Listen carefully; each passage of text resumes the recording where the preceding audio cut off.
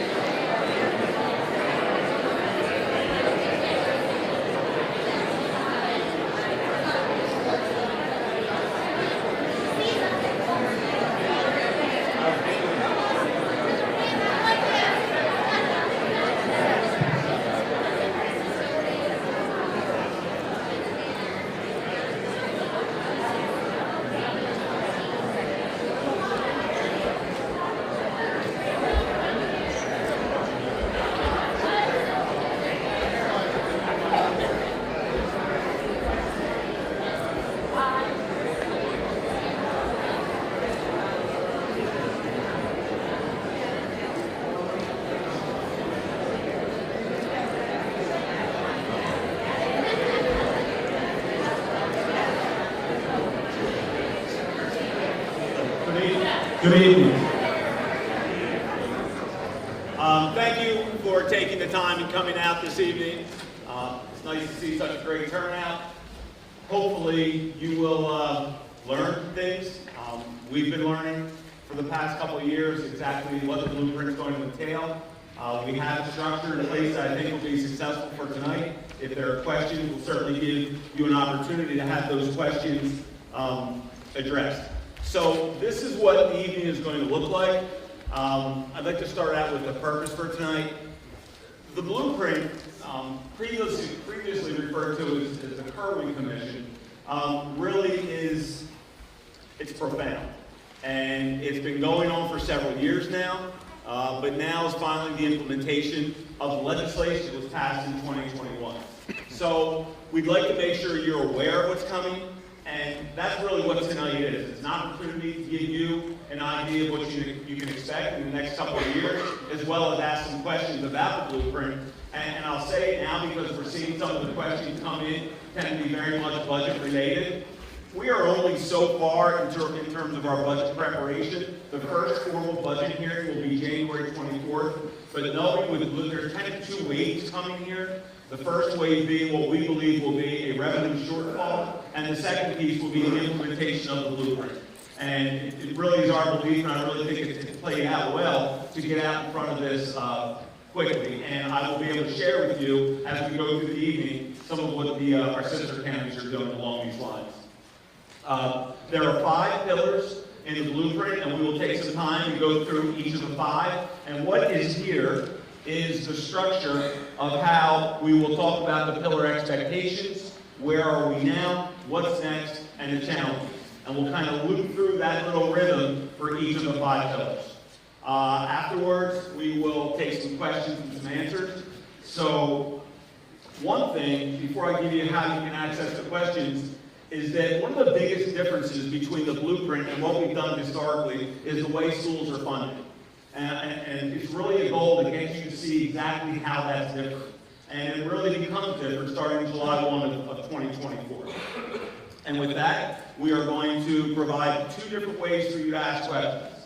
The first is we have a couple folks walking around with baskets, right? And you can see them back here. They're not collecting for church. Although if you want to drop some money, we'll certainly,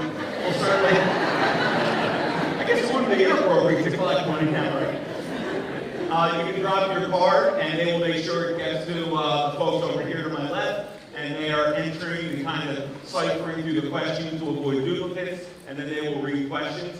A second way, and this is pretty snazzy, and I'm not the only old person in this room, so if you're like my age, this might be new. If you take your camera, your phone, open up the camera, and just point it to that QR code, a site will pop up. Here we go. See some phones go up. A site will pop up. You just tap, and you're able to type a question into a Google Doc that'll immediately go to our folks over here, Dr. Johnson, Dr. Hammer, and Ms. Shaw over to my left. Okay? So pretty snazzy, right? We will try to get to as many questions as we can. This is being recorded live. This is being streamed live, and it'll be recorded, posted on our website for folks to see. And again, if you walk out of here and you have a question in the next couple of days, feel free to send me an email directly, and we'll try to get you all the information that we can. Okay, so we're ready. All right. So the history of the blueprint started out with the Kerwin Commission. It was named after Britt Kerwin, who's the chancellor of the University of Maryland. And he led a group of 25 different kinds of stakeholders who began brainstorming back in 2016, 2017. And it went on for years. And at the time, I was an assistant superintendent. We were kind of kept abreast of the kinds of things that they were talking about. And it was really designed to bring Maryland public education up to the level of some of the world-class systems that are out there. And if you look at really in the weeds of the blueprint, it is aspirational. It really tries to do some things differently. And I think that's going to be really the genesis of really what's going to be hard for some of us to deal with, myself included, to be very honest with you. Again, they compared themselves primarily to Massachusetts, Singapore, and some other world-renowned markers as it relates to public education. Again, they met between 2016 and 2019, and it became law in 2021. Okay? And so the information that we'll have here, we will have some state statutes that if you're inclined, you can actually dig into the law and see the wording of what's required, because it really is important. And there's House Bill 1300 and House Bill 1372. And again, they were passed in 2021. We did hold a community forum, as we were required to do from the State Department, to make sure people were aware of what was coming. Back in 2019, we actually hosted that over at the county building.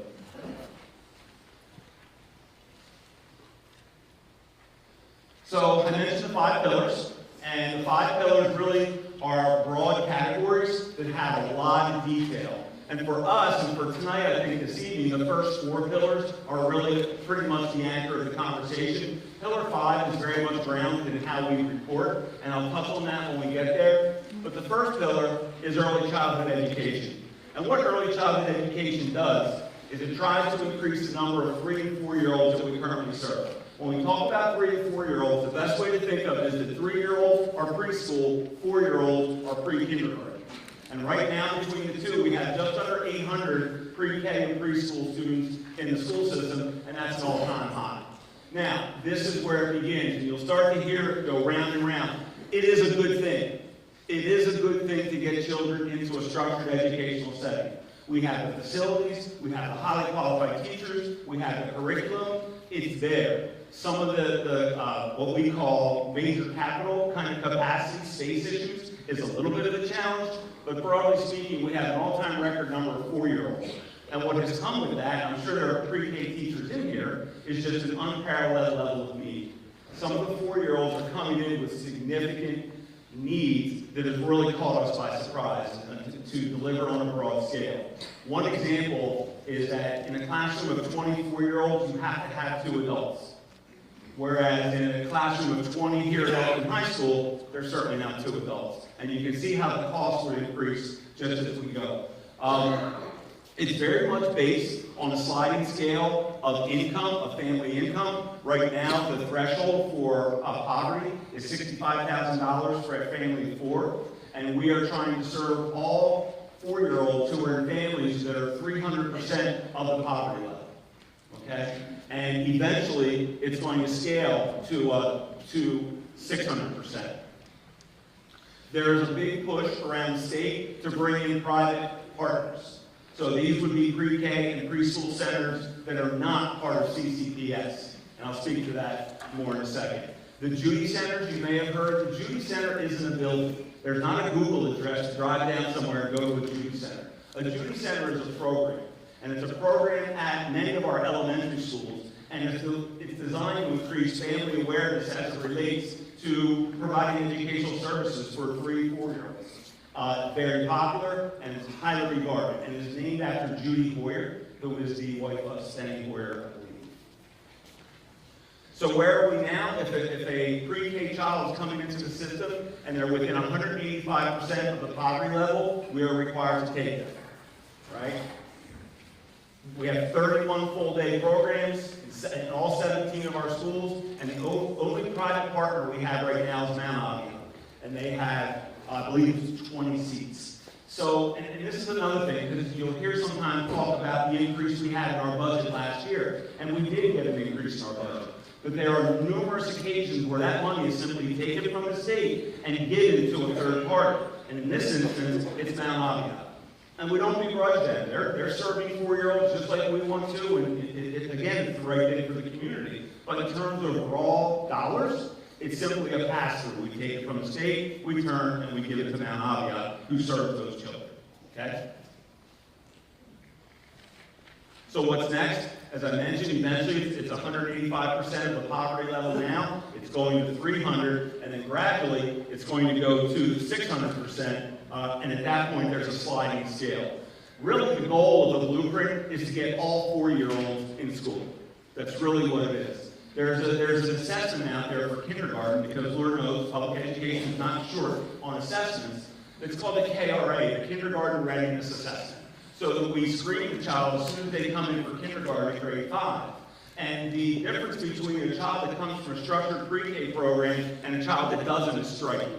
There's so much more of an advantage when it comes to a child coming with a curriculum in terms of letter recognition, shape, size, color, some of the social structures, waiting in line, being polite to each other. Those kinds of things are really critical when it comes to running a kindergarten classroom. So we are seeing a lot of good things that come from the pre-K program.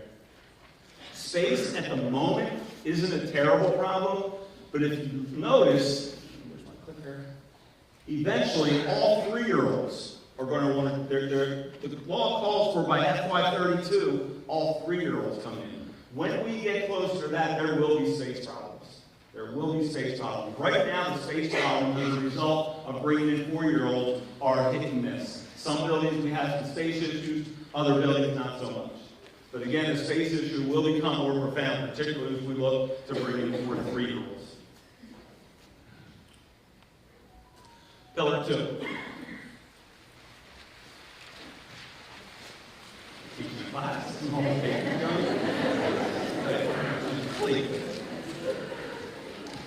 Excellent. Okay. Now we're getting somewhere. Now, Pillar 2. The hallmark of Pillar 2 really is one thing. Making the minimum salary for teachers $60,000 by July 1 of 2026.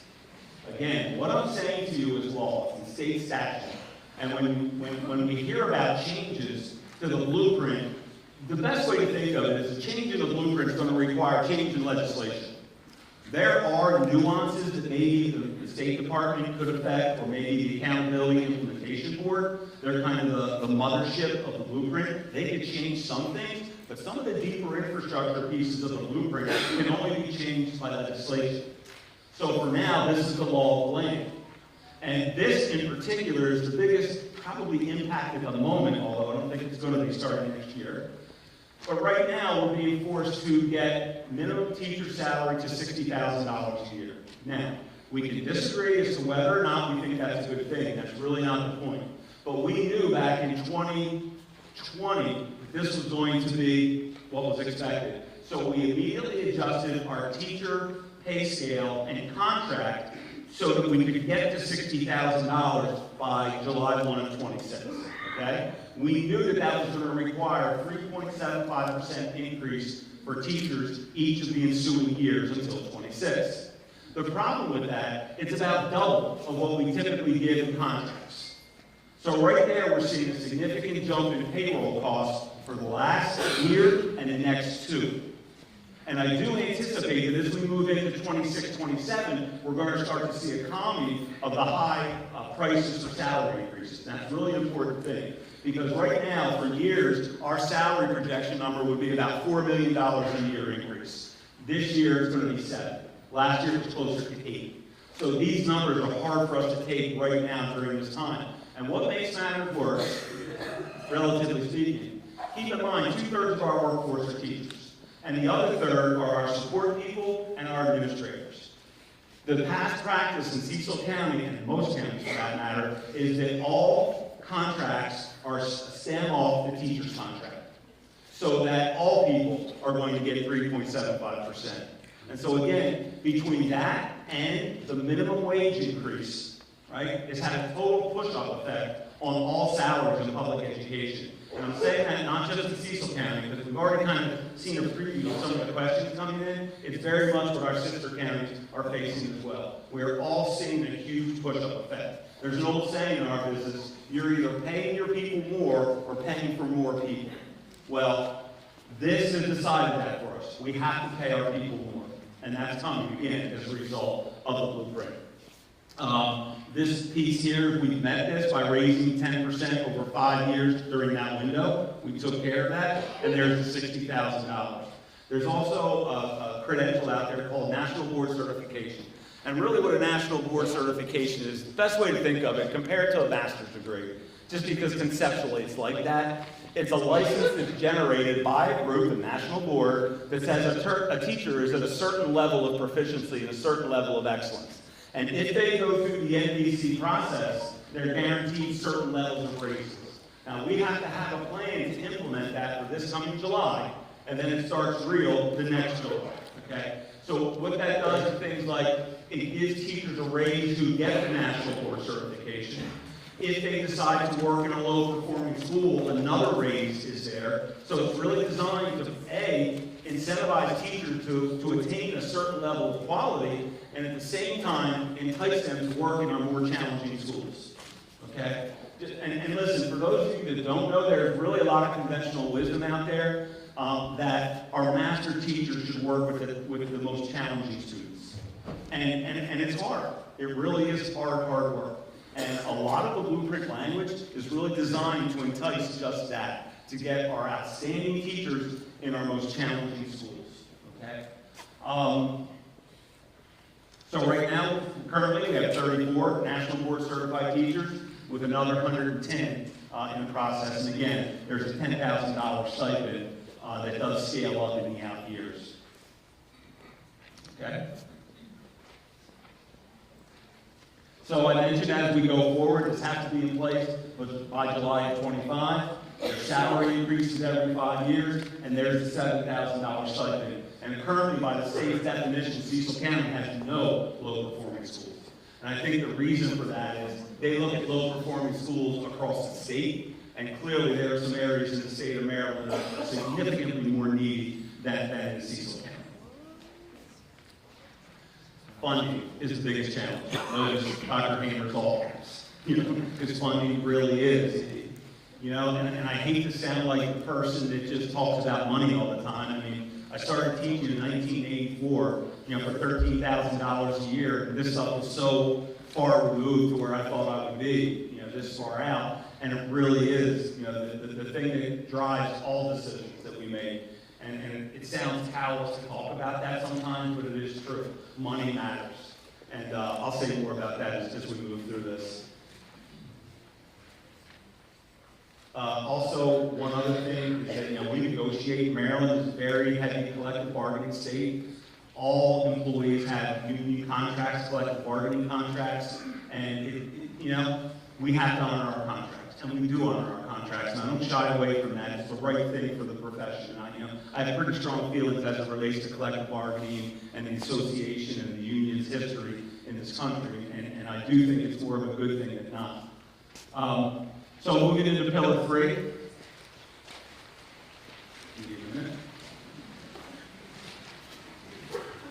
So let me explain to you what the college and career ready notion is. College and career ready basically wants a student to be ready for either a college or a career, if not both, by the end of 10th grade.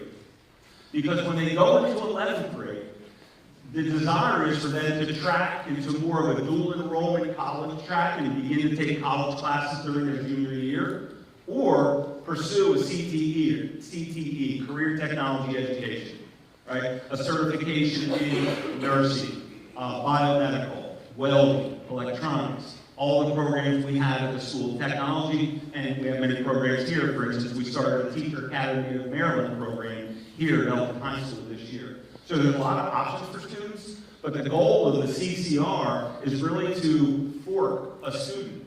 If I had to criticize, when I was 15, I wasn't ready for a college or a career. And maybe I'm the only one in the room like that. But I do have some concerns about that for many students who just come and they're here and they're not giving anybody a hard time, they're enjoying their teenage years experience. And let's face it, and I would argue more boys than not develop differently. And that's probably the polite way of putting it, right? And so I do think, I would like something that is all-encompassing, catches every child kind of thing. So, as you can see here, we have right now about 400 students going to Cecil College that are our 11th and 12th graders primarily, and that is all paid for. You can see down here, 45% of the graduates will complete an apprenticeship by 2023. I was talking about, in some instances, we are basically a pass-through agency. We received $1 million this year, and we are just passing it through to Susquehanna Workforce so that we can have job coaches in all of our secondary schools, probably beginning within the next few weeks. I mentioned that we have right around 400 students at the college. If you don't know, Elton High School is home to one of our early college academies, and we have approximately 25 seniors graduating each year from Elton High they graduate with their high school diploma as well as an associate's degree. And again, it's really good stuff for the students and the families. It comes with a price tag. Okay? So I think one of the biggest takeaways I have for the blueprint so far is that, you know, let me put it this way. For years I thought the blueprint was going to be in addition to. It turns out it's instead of. So we're being asked to spend our money differently. And that is really, you know, it's going to provide a challenge for us. But there is a lot of good things, a lot of good opportunities for students. Coming over to where are we now? I mentioned the workforce, our job coaches, our apprenticeship opportunities are going to grow, as well as CCR pathways for students depending on which track they want to follow. TSI is transitional supplemental instruction, is primarily after-school tutoring for early learners, and that money will phase out over the next couple of years. Right now we get just under $2 million. Here again, we got a big chunk of money last year. $2 million of it has to go to TSI tutoring. We can't buy new teachers to support class sizes at, let's just take here for instance, or Rise in Middle School. Okay, so much of the money we got is earmarked and it has to go to certain things. We're hoping to grow, again, to increase the number of students who do get the opportunity to go to college, and again, starting them early, which is really a good thing. We have a number of different success stories of our students. One went to University of Tennessee out of Elton High School, and she's pre-med, and she was a junior at the age of 18. So really pays dividends for some of our students. The $567, we get that per student. And again, it goes to these things that I mentioned. Okay?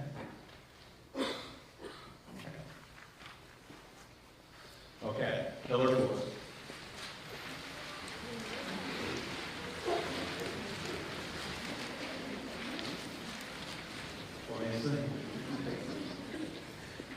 Okay. Pillar 4 requires us to use our money in a very prescriptive way to support special education, compensatory education, and English learners. Special education are students with disabilities. Most people are familiar with that term. Compensatory education, you're probably not familiar with that term. That's our students from poverty. Okay? Sometimes they're referred to as FARMS student, FARMS, free and reduced meals. Compensatory education is funding that goes straight to children from poverty. Okay? And then the third is English learners. These are non-English speakers, primarily students whose native language at home is not English. This year we have 391 students, and that's up 40 students, so we've seen about a 15% growth just in 1 year. Okay, so that category of students is absolutely climbing. The goal is to expand community schools. Okay, so as it stands right now, Holly, Hall, Thompson, Gilpin, and Elkton Middle are community schools. They receive separate funding for certain things. A family involvement officer, a nurse, right? Again, more money has come in to be spent on that.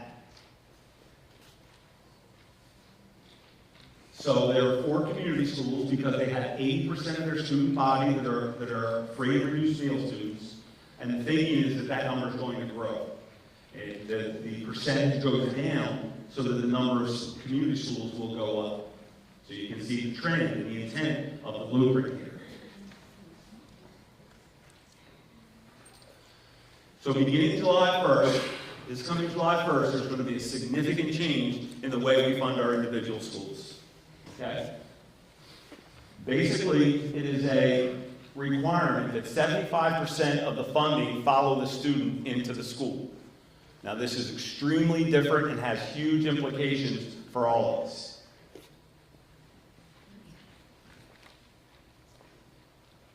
Okay, ready? Here's how it looks. The foundation number, 8642, is what every child, I'll say, earns. Okay, when they come in, when a student comes into our school system, we are funded $8,642 for that child. If the child is from poverty, there's another $7,519. These dollar values are arbitrary in the fact that they're given to us from the State Department. Okay? If the child was an English language learner, 8,642. And if the child has a disability, 7,951. So you could have a child that walks into the school, is from poverty, is not a native English speaker, and has a learning disability, and the school system is receiving $32,700 for that child. That's a big number. Now let me tell you how that has worked historically. All of our 14,987 students, every child has that formula applied, and that dollar value gets dumped into a bucket. And the board office will take, okay, here's 10 million for Elton High, 10 million for Rising Sun High, 9.5 for Northeast, right? Perryville, 8.5. It would depend on size and need to a point. So that is what's changing. Now the law requires that 75% of that finds its way into a school. That has huge implications for us. And what I'm going to show you now is a slide that came from Anne Arundel County. These are 2 real schools down there. And what you see is School A at 443, School B at 433. I would tell you that before now, those schools would be funded pretty close.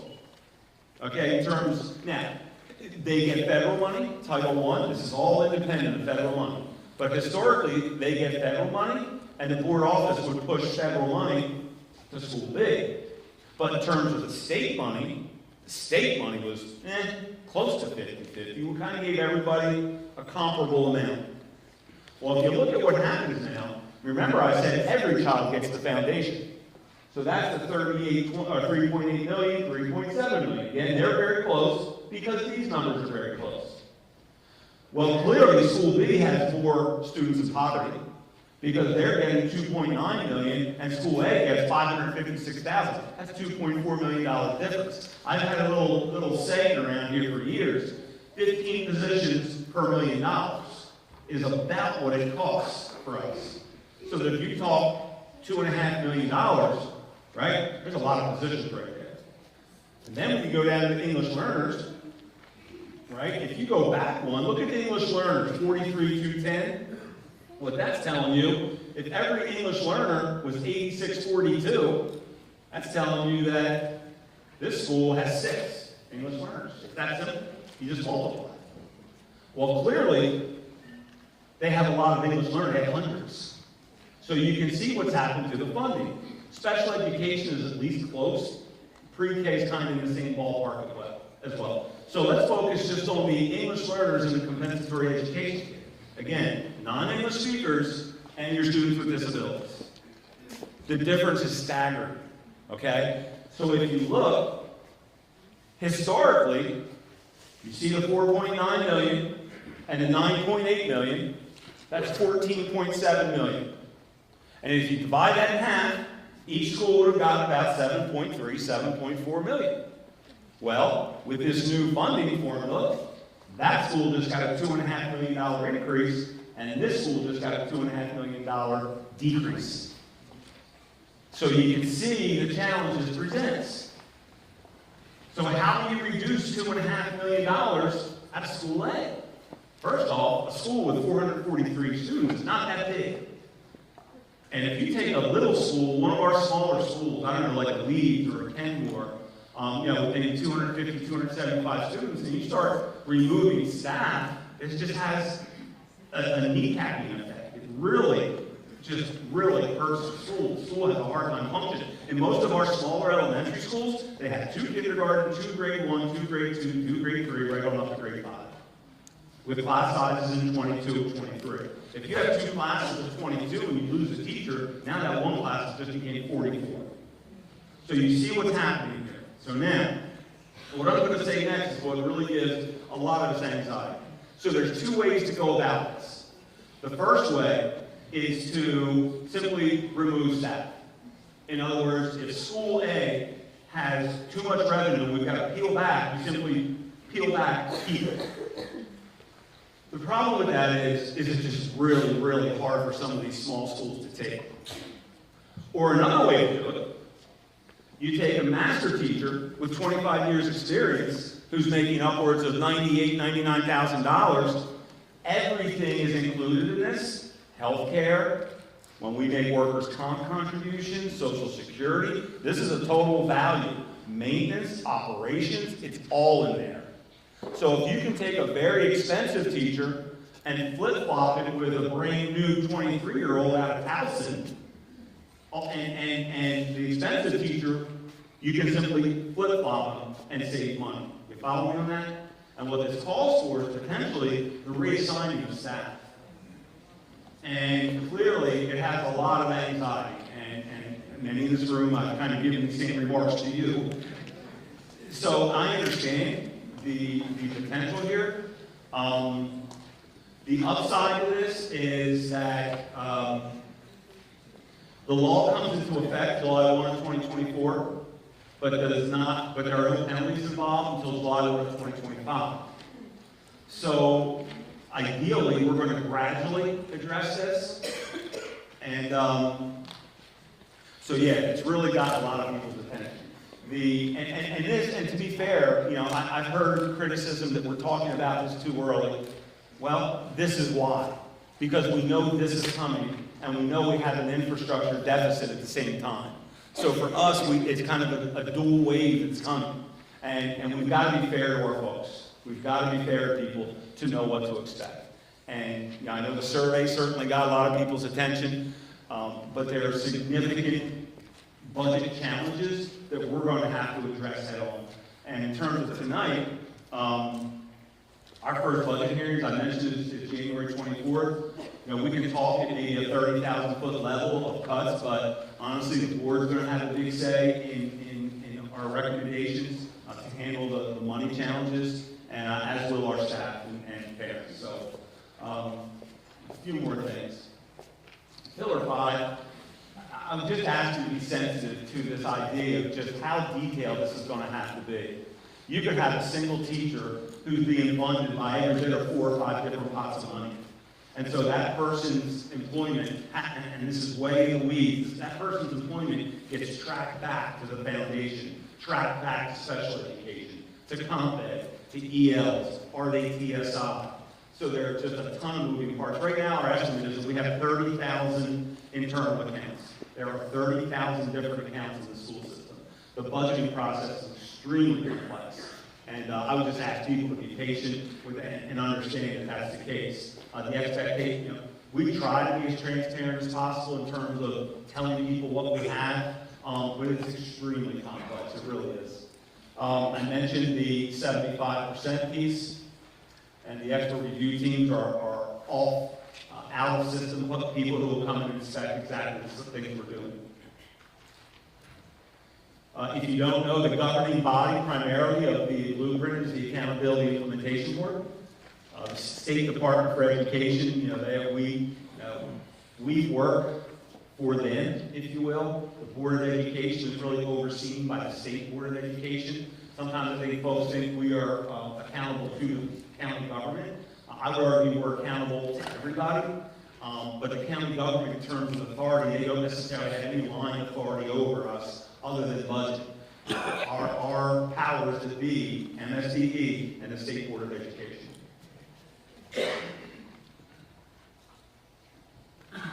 And again, we submit new planning annually, and again, it's inspected pretty closely by the things I've shown you really are the lion's share of the changes that are coming.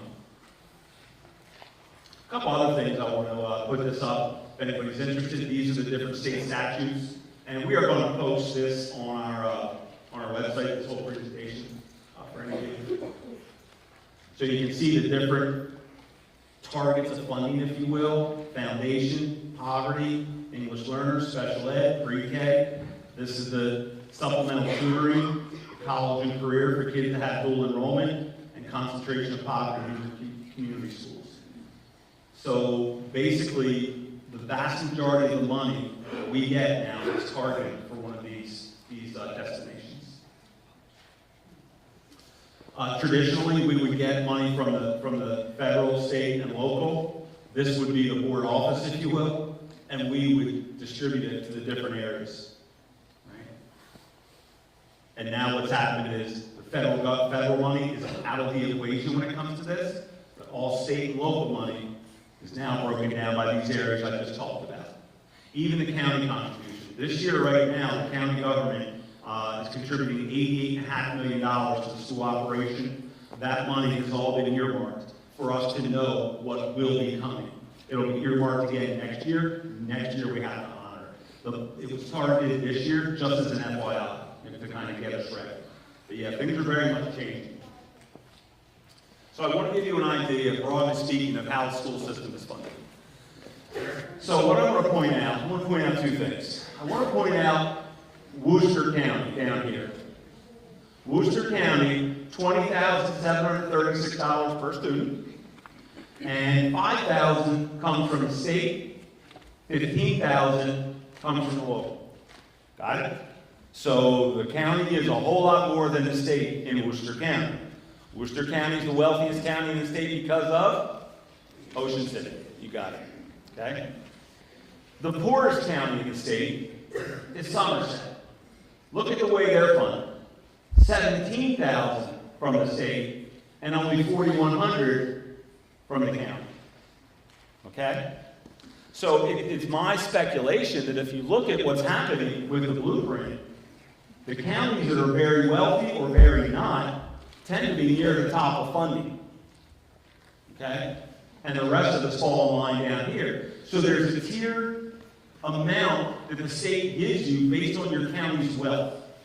For years, Cecil County has been either 15th, 16th, or 17th county as it relates to wealth. Okay? So, the closer these numbers are 50-50, the closer, that's a mid-level wealth county right there. And I believe St. Mary's is very close to being mid-level, right? And here's Cecil. We're about 2/3, 1/3. About 2/3 of our funding comes from the state, 1/3 comes from the county. And again, we are a little south of average, a little on the poor side of average. And again, these are FY23 per pupil. It does not include federal money. This does not include federal money. Okay? So that's FY23. It's the latest data that's available. And this is from DLS, Department of Legislative Services. And we believe that the FY24 dollar values will be available shortly after the new year. This does include federal money, and this is this year. Okay? These are the total dollar values for the 4 sister counties. Cecil, Calvert, St. Mary's, and Wacomico are often referred to as the mid to small counties.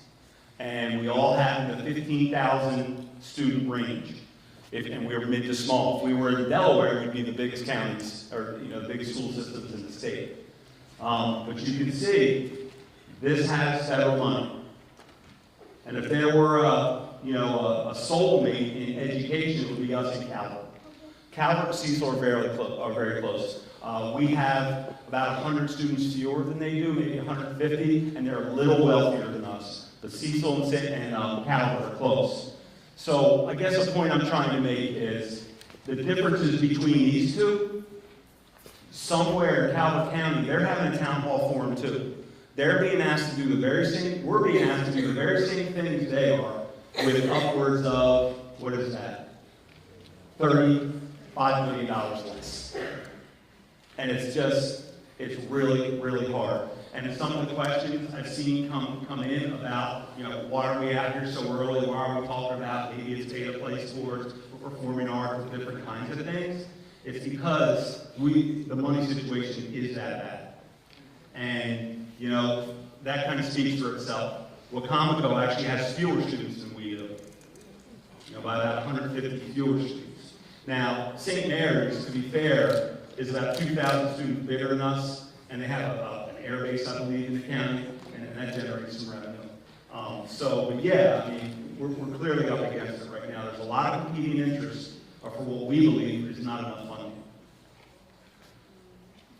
So, with that, if you have some questions, jot them down on your,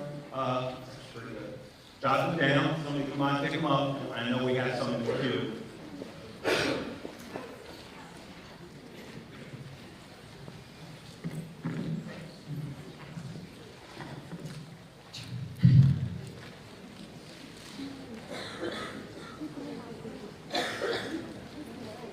Good evening. My name is Ms. Shaw. People don't know who I am. I actually replace Kelly Keaton. So I'm the Public Information Officer for Cecil County Public Schools. And we want to welcome you here this evening. Dr. Hammer and Dr. Johnson are taking any questions that are coming from the QR code. And now they're organizing them, and I'll be reading them to Dr. Lawson. And we'll go from there.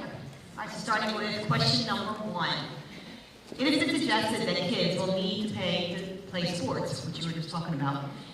In our struggling economy, how does this help them to be successful in school and life when so many won't be able to afford to play? So pay to play is not uncommon. I shouldn't say that. The notion's been out there for a while. What I can say when it comes to this, I played, I coached, I'm a parent of kids that play, and obviously it's something I value deeply. For me personally, it probably kept me in school. I was not there for the algebra and the English. I was just there for the friends and the baseball, frankly. So it's valuable, and that is established. What we're going to be faced with is, right now we know our revenues aren't going to be enough. So it's just a question of how much will we have to reduce. And the idea of putting some of these options out there was to give the community an idea of what might be coming. Pay to play has challenges as it relates to students from poverty. How are they going to cover it? There's a slew of challenges as it relates to pay to play, the processing of the actual payments. I'm not going to stand here and try to convince anybody that's the right thing for students, children. It's not. But when we get to the point coming through January, February of reconciling, making sure we have a balanced budget, these are decisions we're going to have to look at closely. How are other counties handling the potential cuts in funding or restrictions to how funds are being spent? Yeah, that's a very good question. So it really depends on the financial standing of the county. It's that simple. And when I say county, I mean school system. I don't mean county government. It depends on the financial standing of the school system. Many school systems have a fund balance, and a fund balance is a reserve, if you will, a savings account. I want to talk about that in a second. But one thing that's worth pointing out is that everything we're being told right now is that if we were to receive money above maintenance of effort, that money can be used to offset the reductions in the schools that have their revenues reduced. Right? Remember I showed School A? The School A's of the world are out there. And the preliminary numbers we've looked at, we have 18 to 19 of them, and maybe 9 or 10 schools that would gain. And so money we get above maintenance of effort right now, the CFOs and the State Department are saying that money could be used to offset some of the reductions at the schools that are losing resources. Okay? So that's a really important piece. And I also want to talk about fund balance. So people question why we have a fund balance. I'm just going to add a 45-second explanation. I think it does make some sense. We get $88.5 million from the county.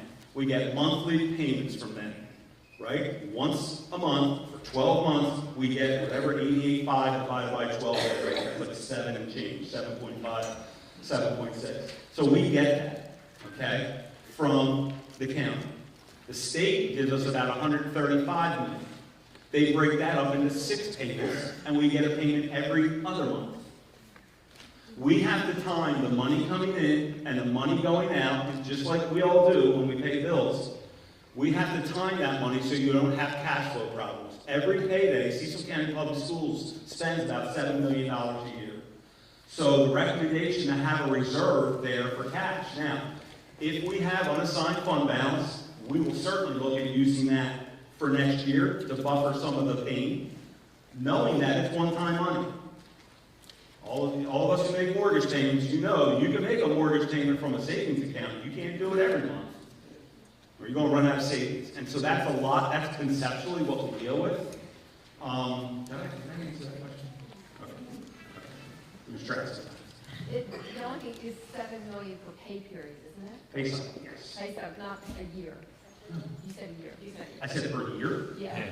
No. Yeah, it's a little more than that. Last Friday, $7 million went out the door. Thank you. You're welcome. Every pay period, $7 million. Okay? Thank you. You're welcome. What power does the county have to increase the school budget to help alleviate these issues? What can the Board of Ed do to increase the MOE so Cecil County will not remain the lowest funded county moving forward? So MOE is a math calculation by a formula from the state, and we know right now the tentative maintenance of effort number for next year will be 87 million and change. Everything I'm saying right now is absent legislation. So legislation could come along to change things this coming legislative season. That absolutely could happen. Do I think it's going to happen? I'm not terribly optimistic that they're going to do much tinkering with the blueprint. But back to the question, maintenance of effort is calculated by the State Department, very similar to the formula I showed you.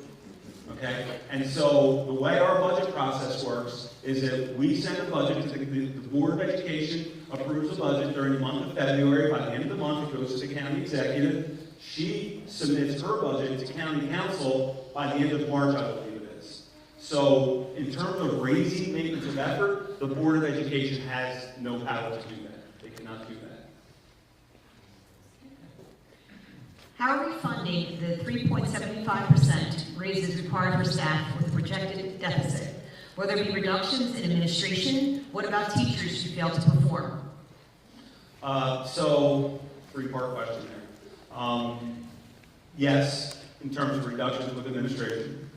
Remember I mentioned you're either paying for more people or paying your people more. We have to honor these 3.75% to get to Pillar 2, the 60,000. So if we can't pay as many people 60,000, we pay as many as we can. I hope that makes sense. We can't reduce their pay per contract and per state law now. Okay, so certainly we will, look at it. Right now, it amounts to anywhere from 5, 6, 7% reduction across the board. And we've been consistent over the last several years in terms of reducing administrators. Wherever there's a reduction, wherever there's a reduction to be had, we will reduce. In terms of poor performing teachers, we have a teacher evaluation process in place. It's actually pretty strong, and we honor that process. That's what we're required to do. There are a few blueprint implementation partners, experts throughout the state. Who are you working with at the county and state level to ensure your implementation of blueprint is successful? And if you're not working with someone, when do you plan to start? We are, and our blueprint coordinator, Mr. Wes Zimmerman, just left his seat. Oh, there he is up there.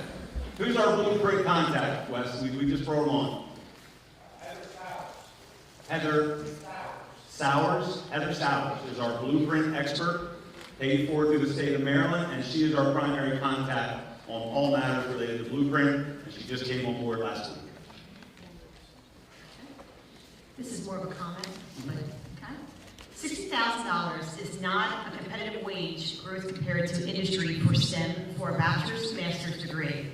Compare it to GS 7911 track, government mathematician starts at $53,000 and will be at $78,500 in 2 to 3 years with better benefits and less behavioral issues with coworkers.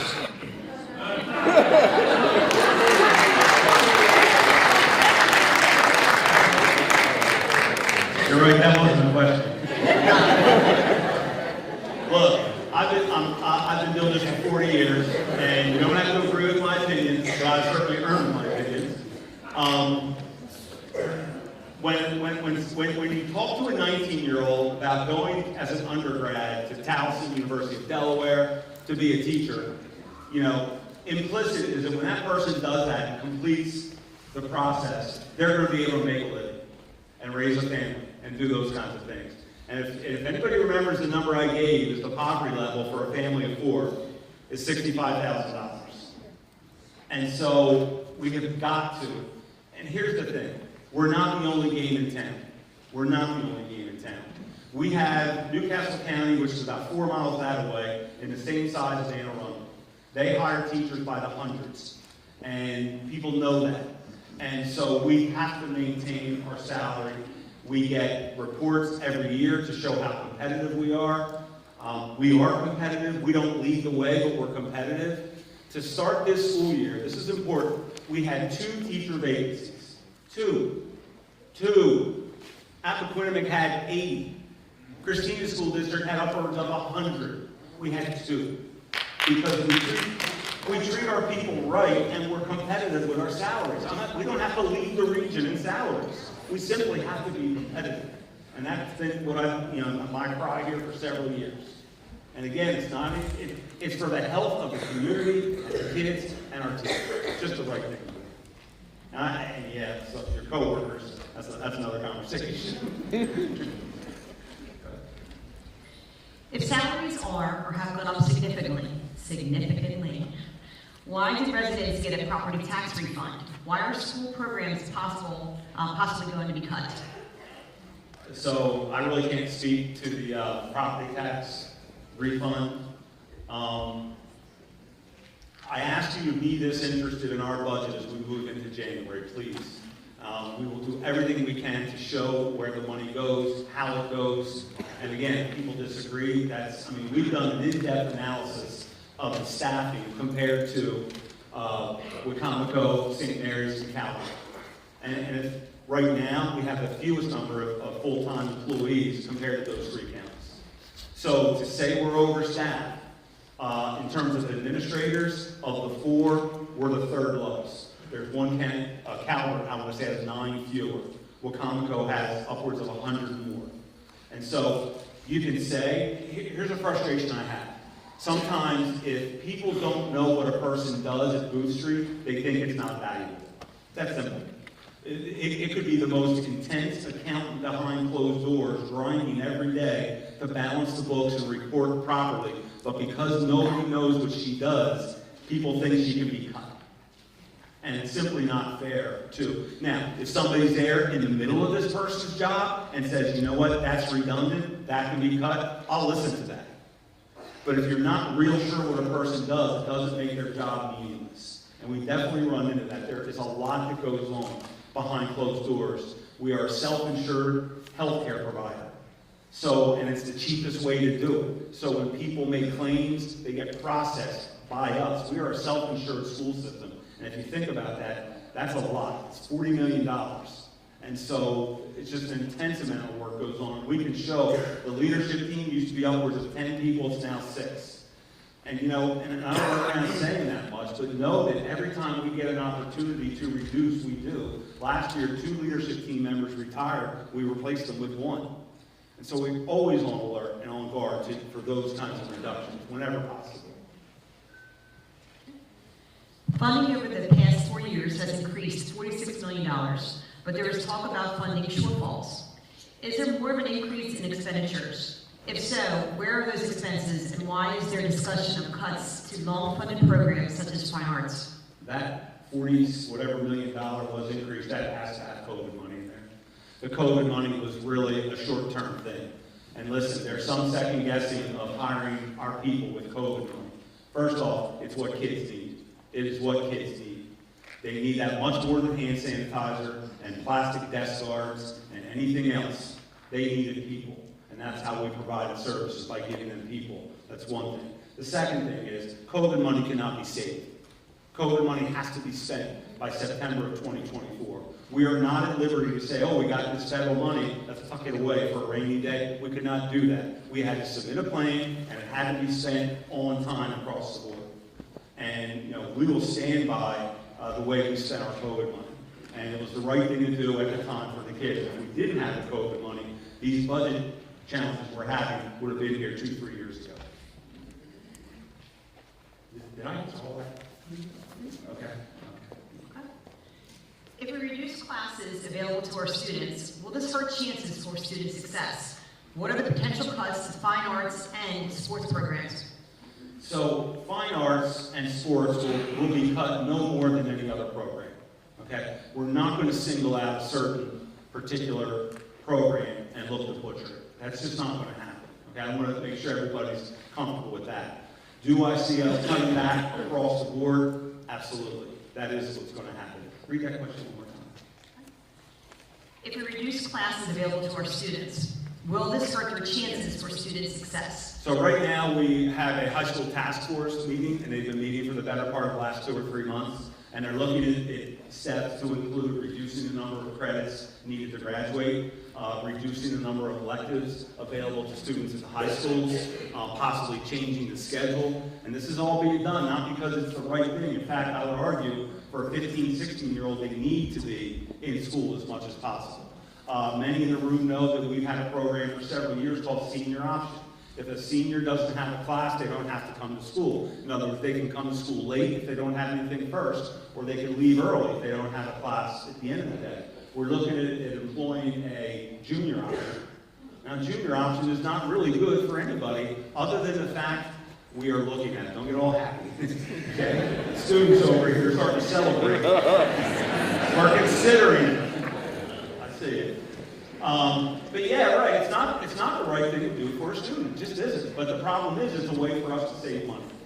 And we're really just cutting back on the programming to save money. I think that is what. One more thing, survey, and we were going to go over the survey results at Wednesday night's board meeting. So it'll be online to watch live, but it'll also be recorded, so you can watch it later. But the survey results were really, really interesting in terms of seeing what people value and what they don't value so much. It was really informative for us. When did you first learn about the blueprint? How were parents notified? Did you support the blueprint or did you oppose it? So the blueprint came onto my radar when I was an assistant superintendent at Cecil in 2016. Dr. Devine would brief me once in a while in the conversations. I know at the time when they were meeting, it was very kind of an abstract sort of thing. And it was things like increasing teacher pay. Personally, I think it's something that's needed. Making opportunities for students to go to college. Another good thing. I mean, so on the surface, do I support a lot of the ideas behind the blueprint? I do. I'm not ashamed of it. Given the current funding structure, is it practical for many systems? It's a challenge. It's a challenge, because if you remember earlier in the evening, I said I always kind of thought it would be in addition to stuff. It's instead of stuff. And that's really where the problem has come. So, I mean, in 2019, the state required us to have a community forum to share what the intent of the blueprint was going to be and how it might shake out. But like anything else, it's a piece of legislation with hundreds of pages, and there's a lot of crocodiles in those pages. And I think some of the things that are really bubbling up now, for instance, you know, is it wrong to put more resources to a school that has a high percentage of needy students? That's not wrong.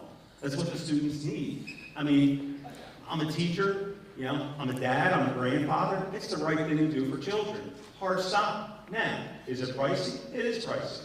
It is pricey. But so is sending your kid to college. You know, that's pricey too, but you do it because you think it's the right thing to do for your children. And that's kind of where I am on this. To me, it's the right thing to do for kids. I have some concerns with certain kinds of kids. But be that as it may, it comes with a price tag. And I think now we're having to reconcile, is it worth it? And what's really hard is that it's law now. It's law. And the idea that, well, you know, you supported it, we didn't have the money, so now you got to suffer. You know, that's tough for me to reconcile and really come to grips with. You know, Cecil County is part of the state of Maryland, and it was passed as law in 2021. And so now we are in the process of trying to implement it as best we can. How can parents and community members volunteer to help in schools as tutors and mentors? Can CCPS communicate those volunteer needs to the community better, such as social media posts, volunteer hubs on school websites, volunteer coordinators, etc.? Ms. Heath, our board member, raise your hand. Diane. She has put together an initiative with Dr. Johnson, raise your hand, Sean, to do just that. We are kind of harvesting people who might be interested in helping. Actually, Ms. Heath volunteered one day a week at Gilpin Manor, 2 days a week now. Just for that reason, we are hiring high school seniors to start working in classrooms of our early learners, kindergarten. Now, so that does sound like a neat thing. Keep in mind that 10 years ago, every kindergarten classroom had their own paraprofessional. And now, none of them do. It's not because we didn't want them or they weren't effective. because of money. And so now we're beating the bushes for high school seniors to pay them $15 an hour to come out and help as best they can. So again, I mean, we are really trying to do everything we can to be frugal. Are there any Rising Sun Elementary parents in here? Got it, some. Okay. So we had wanted a revamping of the parking lot because all the traffic that backs out on the Hopewell Road. We couldn't get funding for that, so we ended up sending our maintenance people out with some backhoes and tractors and some donated asphalt, and we kind of made our own little road. You know, so we're willing to do whatever it takes. You know, but at the same time, you see some of these numbers. A lot of the counties aren't having to do that. Go ahead. How will we continue to provide opportunities for all students to engage in programs like the arts that support positive mental health? I think what you're going to see when we get into the budget season after the holidays is going to be a real commitment to these programs. And when I say this, the programs are outside the traditional instructional day. When I say the instructional day, I typically mean math, science, social studies, and a lot of times the world language. But we know how important the arts and the athletics are. So you're going to see a commitment on the part of the board to not give them any more cuts than anything else is facing. You know, in the back of my mind, I kind of have a doomsday scenario of what, to give you an idea of where we are. I've given direction to the leadership team to have 3 models of budgeting ready. One that has $5 million worth of cuts, one that has $10 million worth of cuts, and one that has $15 million worth of cuts. So they're currently working on all 3 scenarios. And again, they know that no one program is going to be affected any more than another. Okay. I'm going to address a question that you don't have to answer, but someone had asked for all the stakeholder names for the Kerwin Commission. We're going to put that as part of the presentation. So. Sure. Okay. And the actual, so on that question, there's the Kerwin Commission. That's the group of people who generated the law, the legislation. And then there's the Accountability Implementation Board. That might be your better go-to if you want information. If you're looking to speak with the people who came up with this, I think that ship may have sailed. You can try. But yeah, I think if you're looking to a governing body, if you will, of the blueprint, that's the AIB. And we can get you the names on all of them both. Why does the blueprint support school choice? If schools aren't achieving, shouldn't families have choices about where their child attends school? So, let me say this. I am you've heard of a rescue dog? I'm like a rescue choice administrator. I spent 25 years in Newcastle County, and I've watched what school choice has done to Newcastle County. And anybody that's close to that situation know what has happened. You have schools that were proud for generations. William Penn High School, Dickinson High School, McCain, Brandywine, Concord, Christiana, Glasgow, Newark, right? They're all proud, comprehensive high schools with deep traditions. Most of those schools have been targeted as, they are now classified as dropout factors. You know why? School choice. So those of you who want to talk about school choice, we should tee up a debate tonight. Because all school choice does is make the haves and the have-nots. When I was at the University of Delaware, I wrote my dissertation on school choice. Okay? All it allows people to do, it takes Newark charter, and they draw a 5-mile radius. It's not even a radius, math people, it's a chord, because it backs up at just this little loop. And they skim kids off. And if the kid's not successful, guess what? They have that parent conference. And how do I know that? It happened to my niece. Okay? You know what? Your child might not, this might not be the right place for you. Okay? So maybe we'll find. So that is what happens with school choice. I can go school by school by school around Newcastle County. I think, this is my opinion, it's been an absolute failure. It's been an absolute failure, school choice. So, maybe, just maybe, the free market isn't the answer in every single thing under the sun. These schools have deep community meaning. Deep meaning. And it's one of the things I like about Cecil so much. Children that grow up in Perryville, they grow up with their friends, they go to Perryville Middle, Perryville High, and there's that tight cohort. I live on a street in Newark, and I will tell you, when my children were in that theater, no two kids went to the same school. They were all over the place. Cab, Callaway, the Arts, Wilmington Charter, Newark Charter, St. Mark's, take your pick. You will not find an ally in me with school choice. I'm sorry. So there. I'm sorry, I mean, it just strikes a nerve. I don't buy it. I don't buy it that it's successful.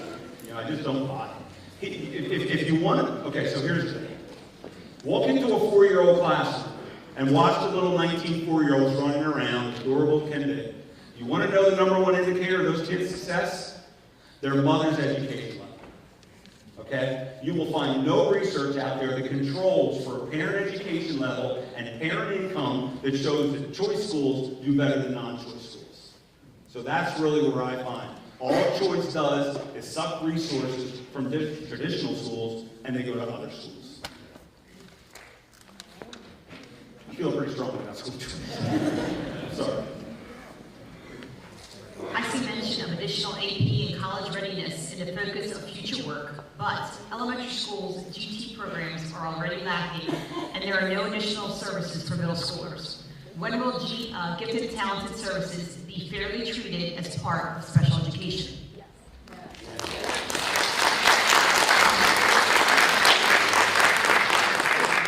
I mean, I don't know off the top of my head, Dr. Johnson, maybe you do know. I know we were on as high as 15 gifted and talented teachers there for a while. We're down to 12. Yeah, and I mean, you know, I'll go back to it again. We're trying to protect that comprehensive instructional experience. I will say that when a student gets to middle school in their honors classes, they are prepared for AP when they come out. Now, does that mean that should absolve us from giving them enriching experiences at elementary? It does not mean that. But what I'm saying is our kids come through our regular curriculum and they are ready for AP classes.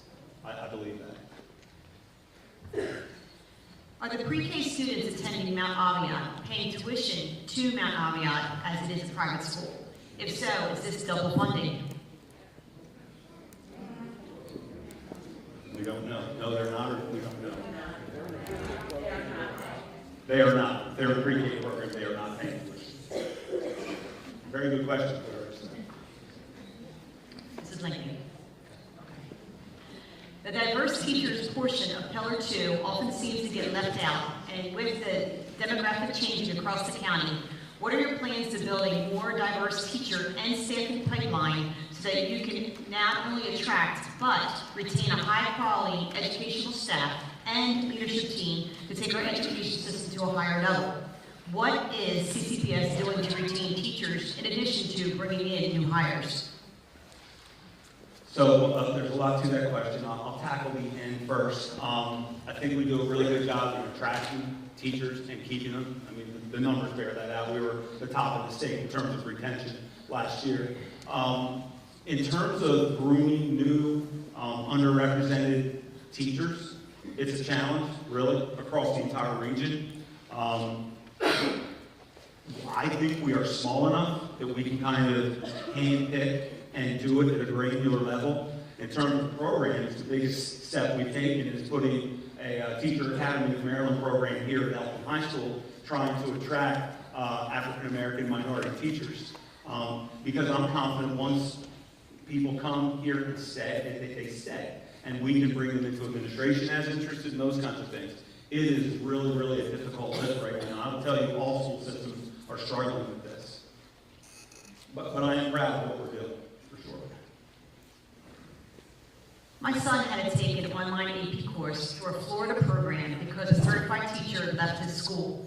What is CCPS doing to retain AP instructors at all schools? So AP, you know, there's a special training that's required for teachers to teach AP. We identify teachers. Teachers come in, they take the coursework, particularly in math and science. It can be difficult to find and keep advanced placement teachers. But we've had success. If a student is being asked to take an AP course remotely, I'll say, online, a lot of times there might not have been enough students in the school to warrant an actual section. For instance, if you're going to run AP statistics, you want 10, 15 students, or there's not enough to make it run, so to speak. I was a high school principal. And so if you only have a couple students interested, a lot of times we'll put kids in a virtual setting. A few years ago, we even tried to run concurrent calculus classes at Bohemian Manor and Rising Sun. It comes with a challenge, because a lot of times you have a teenager in a room with just a monitor. And so yeah, it is a challenge. And it's just going to get worse, and you know, kind of bleeds back to making it attractive to come in as teachers. The University of Delaware, as of 2 years ago, their undergraduate teacher education program was down almost 50%. 50%. William Penn High School, last year, all math students were taking math online. All of their 9th grade math students were taking math online. Okay, virtual kind of stuff, because they didn't have the certified teachers to come into the classroom. I mean, a lot of what we're talking about all fits together. To do this right for young people is not cheap. It's not cheap. And you know, it's hard to convince some folks sometimes. You have to make it worth somebody's while to come and commit to a school system and give you 30 years, and to do it well. Because if you don't, they're going somewhere else. And any of you that supervise people in an HR perspective, you know how hard it is right now to keep employees. And again, that's why I'm particularly proud of the way we keep our people. But I worry 5 years down the road, 10 years, what's the next generation going to bring? There's got to be an emphasis in the community on education.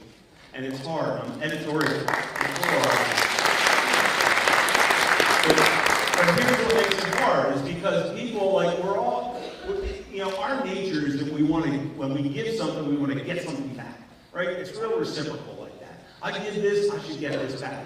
It's really hard with education, because when you give something to help a 4-year-old or a 5-year-old learn how to read, you don't, he's not reading Shakespeare next summer. It takes years. It takes years. It's like planting a tree. You buy that tree and you put it in the ground, and if you're going to go out and start checking on it every day, be prepared for frustration. It's a developmental thing. It's worth investing in. And when the county looks at economic development, education is the driver. It's frustrating for me when I hear maybe people who are oppositional to funding public education say, well, look at Baltimore City. They don't look at they don't do anything. My response to that is, why don't they say look at Montgomery County? Why don't they say look at Howard County? Because they're getting the big money too. No, instead, some cherry picking goes on by saying, look at one of the most impoverished cities in America, and we're going to use that as the benchmark. No. There's plenty of counties out there that are well funded, that generate high quality kids. The idea is to raise the level of education in the community. Hard stop. Hard stop. Dr. Lawson, I'm sorry. Oh, I'm sorry. I don't mean to interrupt you, but I do have an answer about your Mount Aviat, because my nephew happens to go there, and yes, it's $8,000 for a 10-month period for pre-K. Okay. Wow. Thank you for that. You're very welcome. Thank you. Good. Okay.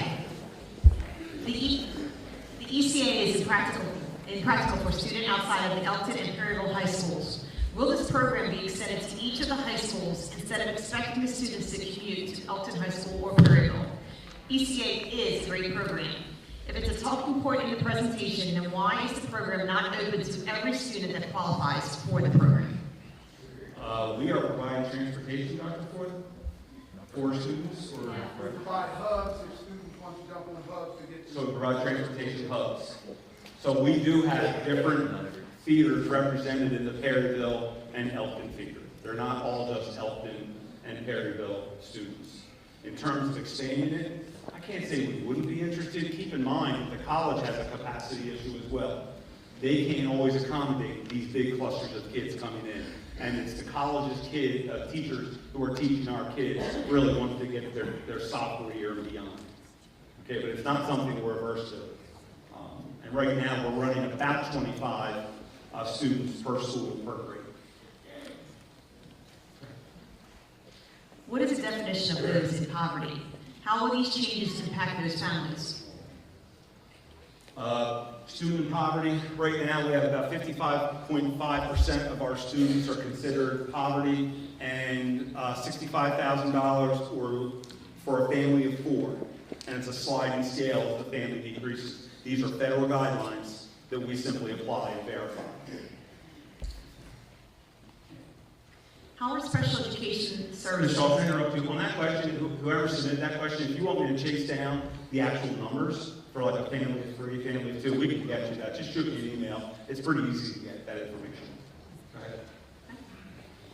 How are special education services going to be evaluated and allocated to meet the needs of kids who perform well on paper but still are in need of additional help?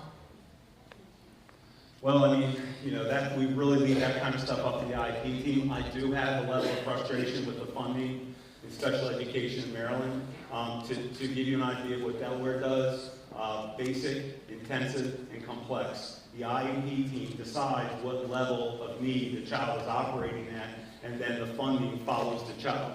So funding with a basic level of disability, let's just say child only needs speech therapy, that would be basic. Intense is a level more needy, and complex is the neediest for your moderate to severe students with disabilities. And then they pay the students, or they fund the students based on those different tiers. It's a model to me that makes sense.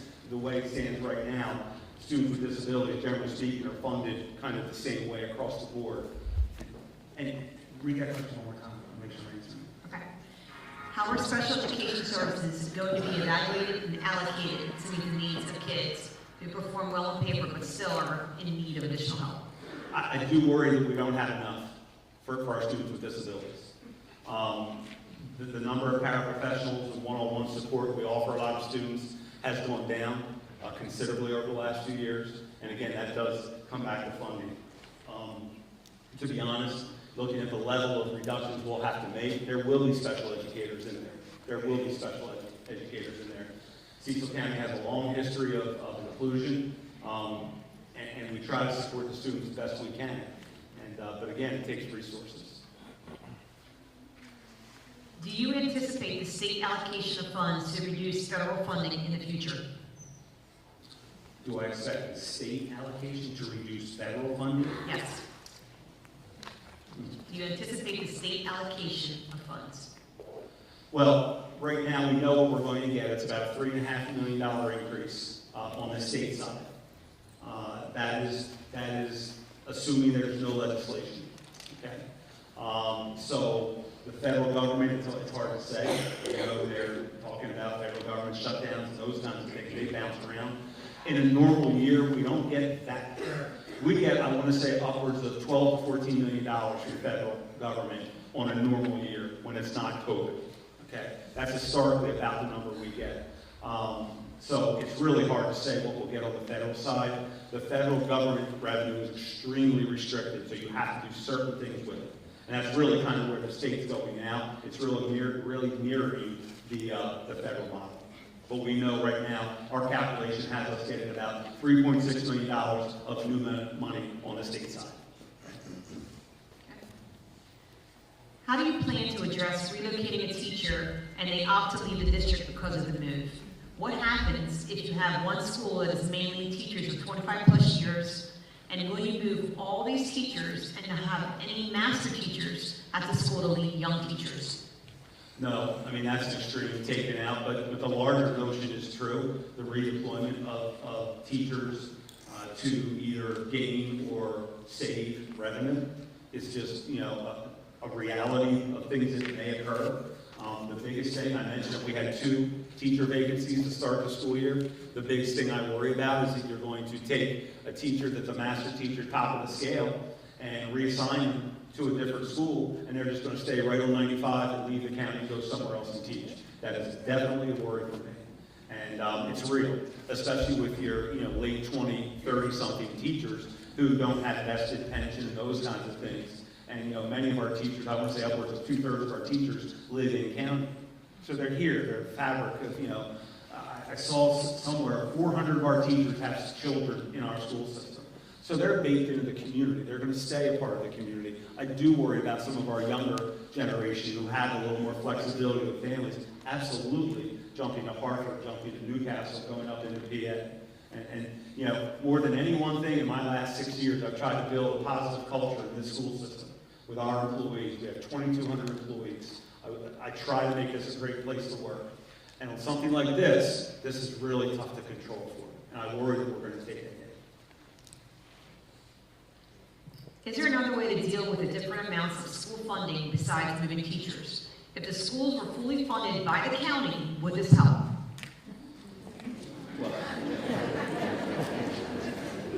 So, I mean, as yes.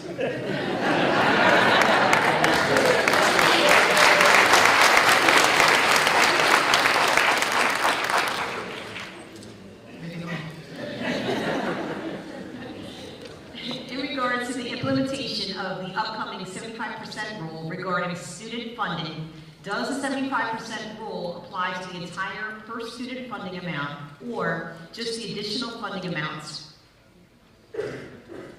The entire student amount, if I understand the question correctly. Yes, 75% has to go to that school. The other 25% is what everything else, will use that 25%, whether it's administration, but basically, schools are going to budget by maintenance department, by custodians, by everything with the exception of transportation. It's the only thing not included.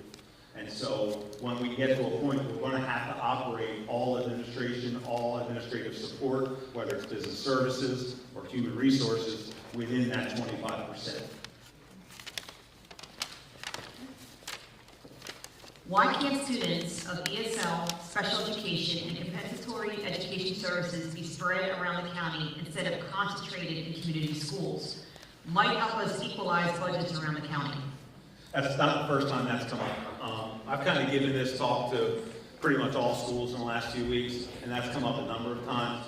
Redrawing feeder patterns, I should say, is within the board's purview always. Keep in mind that right now, 55% of the students in the school system are considered from poverty, so that's a lot of students.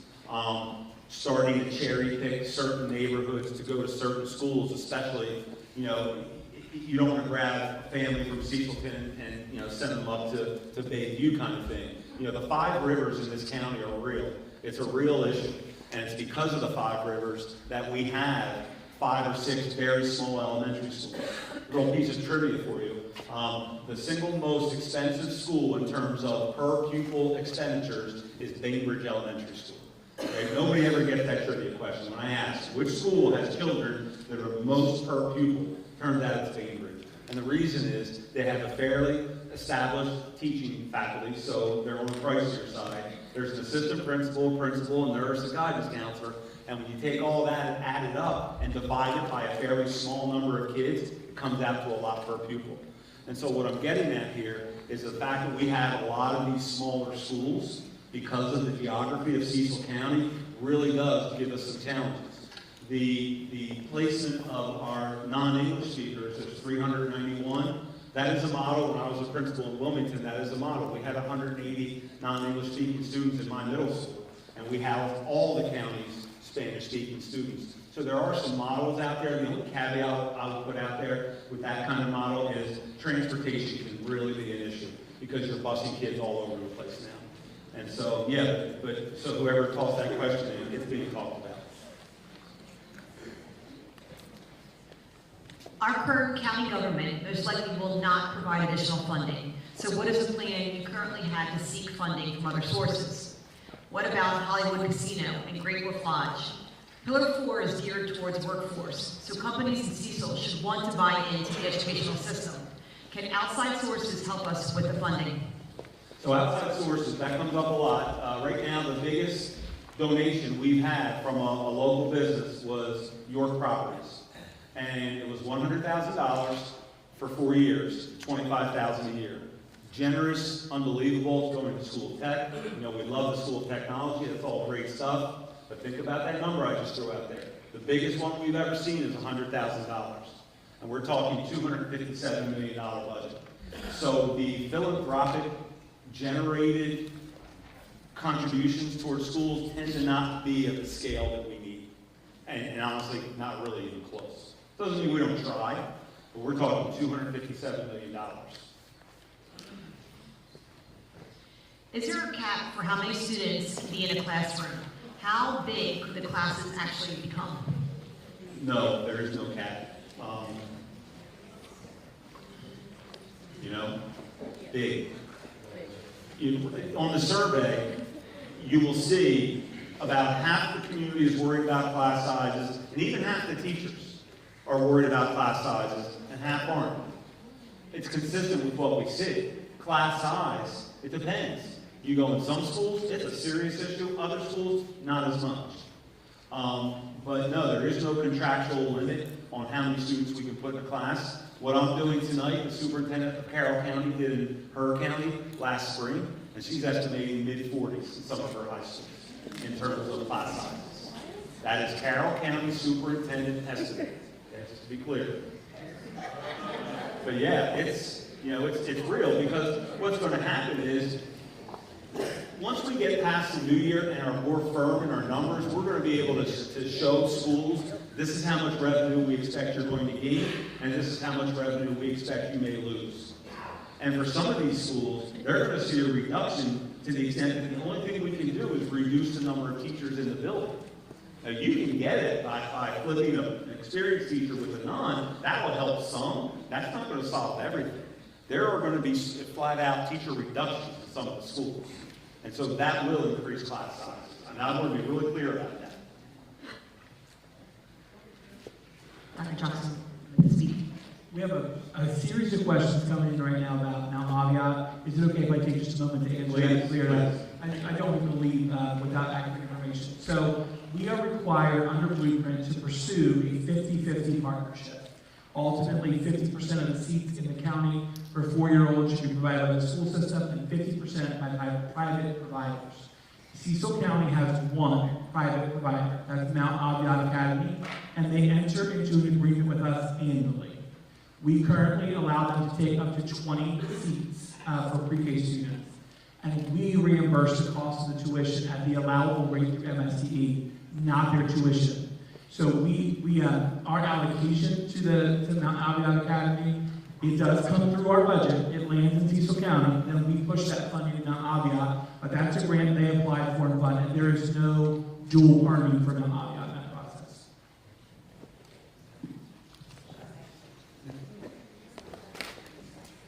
Is that it? That's it. Are we all finished with questions? No.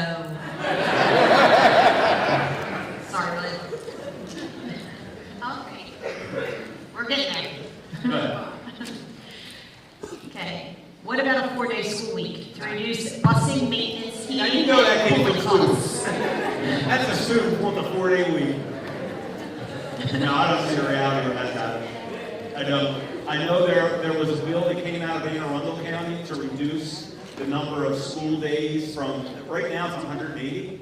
What Anne Arundel County tried to do unsuccessfully, but they're going to try again this year, is to change it from a minimum 180 days to 1,080 hours. And that does reduce. That reduces by like 11 days. Personally, I don't think it's the right thing to do, particularly for elementary kids who are learning how to read. When you start talking about 11 days, that's that's 30 hours of reading instruction for a little kid. That's a big deal. That's a big stuff. A little editorializing there. I'm not a fan, but I don't see a reality where we're going 4 days a week. What amount of funding is needed for the county to fund the budget? We will submit a number, and obviously with the board's guidance, during the months of January and February. Ultimately, it will be the board's decision. We will make recommendations to the board. And just real quickly, could all 5 of them stand up? Diana Hall, come on. Diana Hall, Jeremy Davis.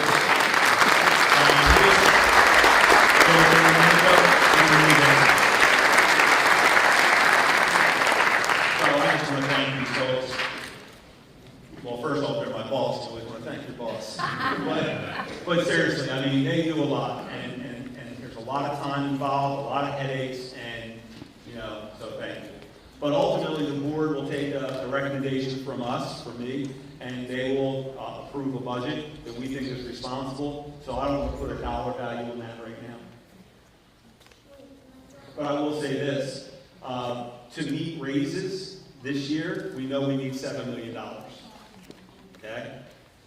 We know we're getting $3.5 million more from the state. So right there, we're upside down 3.5. We know we have an ESSER grant upwards of $12 million and a LEADS grant upwards of $4 expiring. So that's another $15, $16 million that we're going to be short. So now you can see, the anxiety. But again, please, I hope we have this level of, attention and interest as we go through January, February, because we could need all the ideas we can get. Are there guidelines from the state to support a mandated minimum of exposure to the arts, etc.? Will CCPS honor those requirements?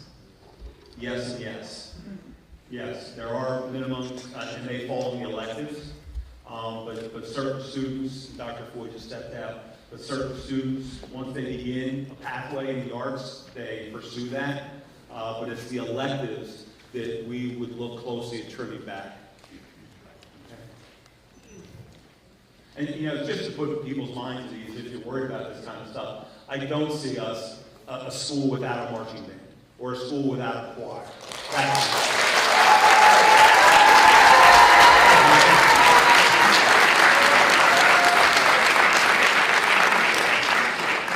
I'd have dropped it out there earlier in the evening if I knew it was there. Getting an applause line, didn't even know it was there.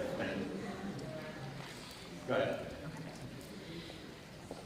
Does the school system converse with the county about increasing revenue to meet blueprint demand? Why so much speculation on deficit with no talk of increasing revenue during this presentation? How many counties in Maryland fully fund their school district? So we try to keep the county officials as up to date as possible. It's hard, there's a lot to it.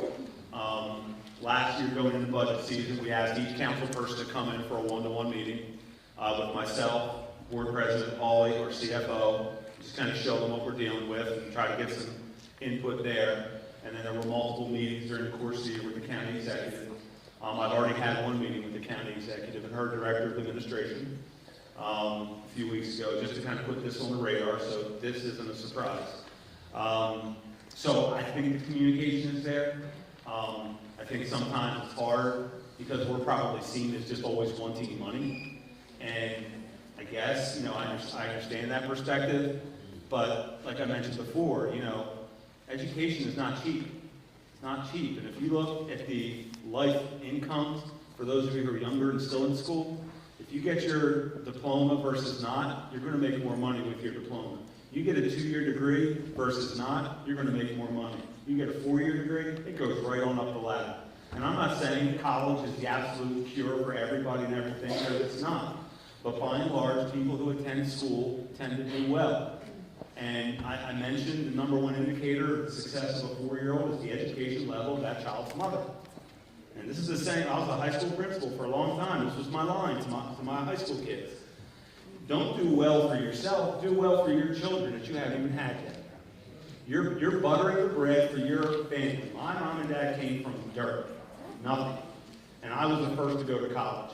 And you know who's the one that benefited the most from me going to college? My 3 kids. Not me, those 3 kids. Now they think it's the norm in the family. Gotta go to college, just assume what we do. They don't know that my dad was in the coal mines and his father retired from the coal mines. So that's how it changes. You change communities through education.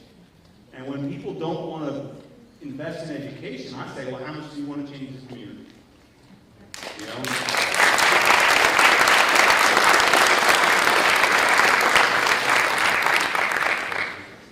By reducing the graduation requirements less, how are you preparing our students for college or a career? Honors courses, world language courses, and music programs are important in the college readiness equation. Yeah, so what we will be doing, again, is not because it's the right thing for a child, it's because it's what we can afford at the moment. We'll be giving the student the opportunity to get out with fewer graduation credits than they now have to leave with. Right now, Dr. Floyd is 25. Correct. And the state minimum is 22. Correct. Okay, so we will have a discussion with our board in the coming months as to whether or not do we back off on the number of credits. Do I think it's the right thing for a teenager? I can't say it's the right thing for a teenager. Who do we need to contact at the state level to address the drastic difference in funds allotted to each county? I think, it's always, I got a really neat email from a student last week, and along those lines. And I think public officials have a responsibility to stand up and engage with their constituents. And I've always tried to make myself available to anybody that's ever reached out to me, whether it's a meeting, an email, a phone call. I do my best to respond to all of them. And I think we, myself included, should hold all of our public officials and elected officials to that standard. You know, whether it's, you know, I appreciate Ms. Culberson's here, Ms. Gregory's here, right? Councilman Miller, Councilman Method. I thought I saw Ms. Hamilton walk in. Yep. So I appreciate them being in the room, you know, and it's important. And, you know, it is. And so I just think, listen, sometimes no is the answer, and that's another thing. If you ask for something and ask for something, sometimes no is the answer. And then you have to make do with no. And I feel like that's what we've been doing, is making do with no. And so we're doing the best we can with what we have. Anybody that's ever reached out to me about our spending, I will share any report with you. I will try to give you an explanation. And after that, then I'm just kind of leaving it up to the, you know, to the gods, so to speak, that, you know, you understand at least where I'm coming from. I don't expect to convince people all the time, but at least I hope you walk away saying he told me the truth. And if it's not the truth, and I will tell you, like with this stuff here, I can't tell you that some of this is 110% perfectly accurate, because school systems around the state are trying to decipher what some of this statute means. Okay, we're in the middle of really trying to put this together. And so everything you're hearing from me is what I believe to be true. Does the blueprint offer money to fund mental health services for students with significant problems?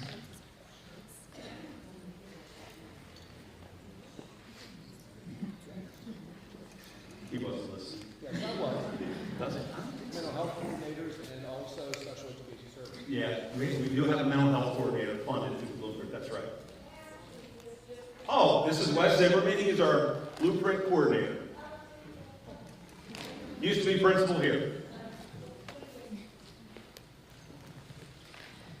Could ending free student bus services provide additional funding to support institutional priorities? It's required. We have to get kids here free. Although, last year we did an opt-in, so you're not getting bus service unless you call and say you need it. We reduced 6 routes. Dr. Helm's back there somewhere. We reduced 6 buses by doing that, so it did definitely save upwards probably $200,000-$300,000. The elementary survey asks us to prioritize gifted and talented education or behavior supports for students.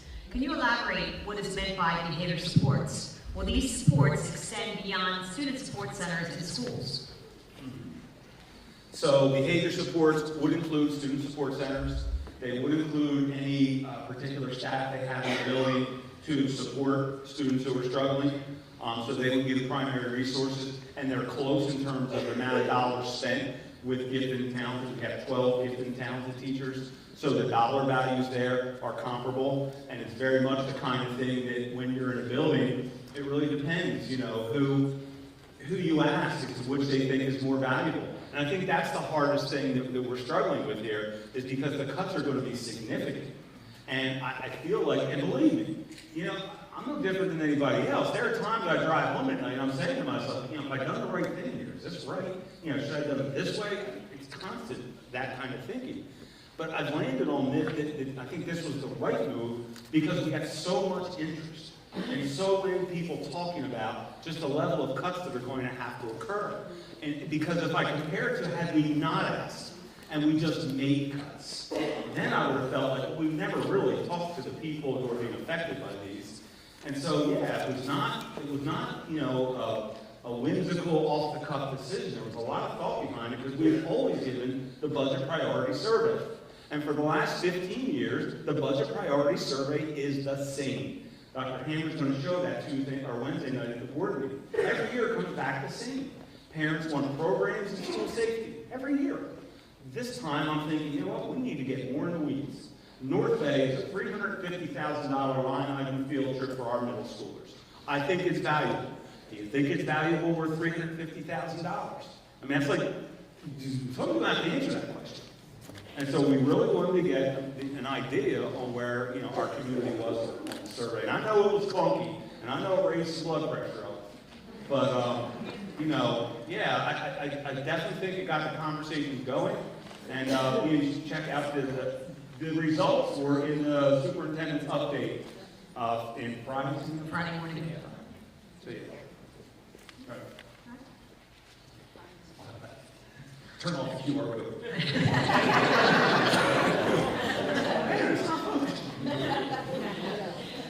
What are the ramifications if we don't meet blueprint requirements? What are the ramifications if we don't achieve state testing standards? A lot and not many. So there's a lot of ramifications if you don't follow the law. Right now, the way it's written starting July 1 of 2025, they can withhold 25% of our state funding. Okay? So 25% of 135 million, better known as like $32, $33 million, they could kind of hold back on us. There are no real, and listen, let me say something about that source. So I've been a superintendent for 6 years, and we have had 3 different state tests. Okay, my thing is, give us a test and stick with it. Tell us what it is and stick with it, and watch what we do with it. Don't keep changing the stupid test. That's my thing. Just say, these are the standards we're going to assess, and we will nail it. Right? We will nail it. And you are going to see a college and career ready marker for students with GPAs. So if a student earns a certain GPA, they'll be deemed college and career ready. You ask any college faculty person around, they will tell you that a student comes in with a good GPA is going to do well in college. We know that's the case. And so we do expect next year GPAs to start counting for students to be college and career ready. Okay? You said schools have deep community meaning. So do the staff who choose to work in those schools and be part of the community. How will you offset this effect on community if staff movements are required due to funding? I don't know if I have an answer for you on that. It's against my biggest fear. It's going to eat away the culture of this school system. This school system is special. It is. I spent 9 years as a math teacher in one district, 13 years as an administrator at Wilmington, and then I came here. So it sounds like I bounced around a little bit. Not really. I spent like a decade in a spot. Cecil is different. Anybody in here that's been affiliated with another school system knows you have a different school system here. All I'm asking is that you appreciate it. Just appreciate what is here. Our English language arts scores in grade 10, I want to say we're 8th in the state, 9th in the state. They're not supposed to be. Because demographically, we're 15, 16, 17. Great things happen in this school system every single day. And I'm just asking people to appreciate it. And I think, and if you don't believe it, please make an arrangement with an administrator. I'll help you. Go see a school. Go sit and watch. Good things happen in these classrooms. And I do get defensive sometimes because I know what happens in the classrooms. And right now, let's face it, come on, right? It's a little political these days to jump on public education. Am I right? Now, this is not right. This was not like that in 2005 or 1993 or 2010. This is a fairly new dynamic. All of a sudden, public education is the worst thing going. But when you start talking to families, you go sit and watch classrooms, you know that's just not the case. Please explain fully funded. Fully funded by state required formula and fully funded by the Board of Education budget request. The difference in the wordplay. What counties in the state fully fund their schools? Well, you said the wordplay. Fully fund, when if somebody says fully fund and they mean they made maintenance of effort, well, it was fully funded in a way that was legally required. So, I would take a look. I think that might be where that question is going. If you're asking me what is fully funded is honoring what the Board of Ed asks for.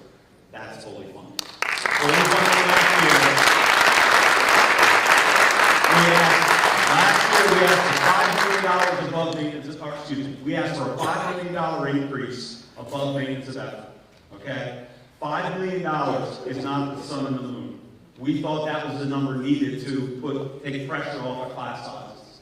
So my answer to that question, fully funding, is giving what the board asks for. If the board were to ask for 25 million, don't be ridiculous. That's not going to happen. But 5 million in these times, I don't think it's successful. Other counties, do you know any information about other So, to my knowledge, we're the only county in the state right now that's been maintenance of effort for 3 years in a row. That's one thing. To my knowledge, there's another one out there I'm certainly open to investigate. I want to say there are probably upwards of 4 to 5 that are maintenance of effort right now. Carroll County, one of the most conservative counties in the state of Maryland, funded their school system at $10 million above maintenance of effort. St. Mary's, another very similar to Cecil kind of county, $8 million above maintenance of effort. So it is happening. It is happening in places. And I do think, in the world of the pendulum swinging, I do think you're starting to see it swing back to supporting public education. I do. That is the question.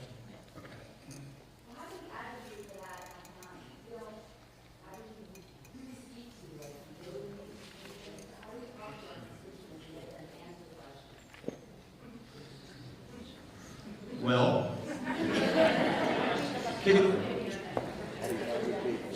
there are plenty of folks in the room that have experience. Make your voice heard to the people. Oh, I see.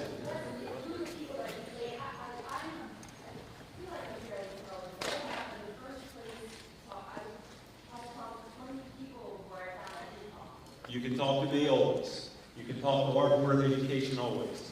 I'm sure the county council folks that are all here in the room, again, thank you for being here.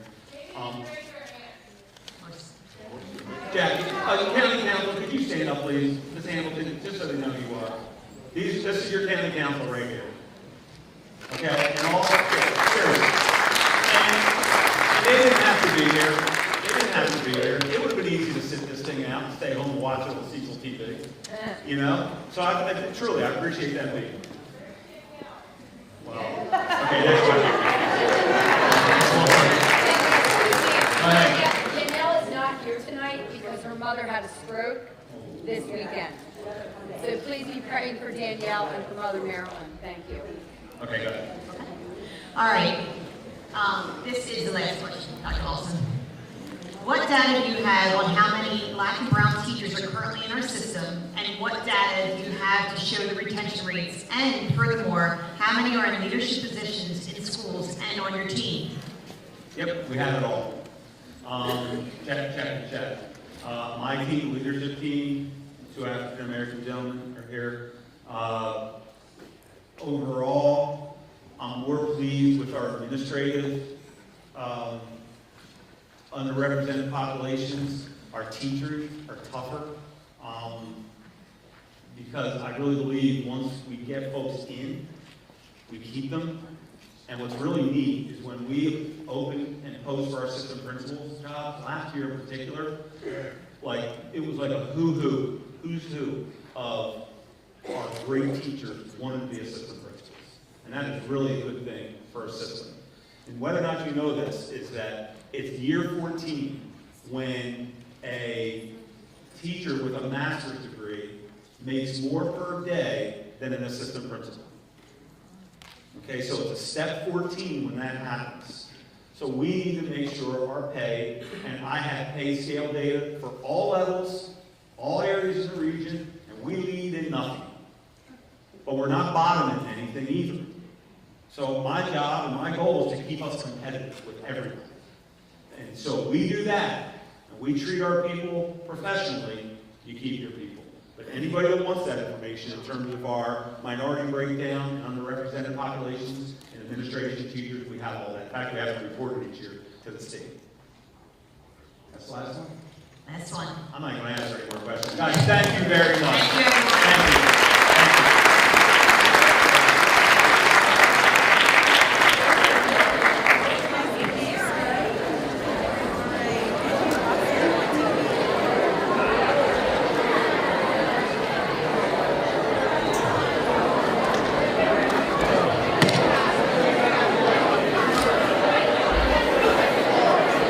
Did you get me on camera?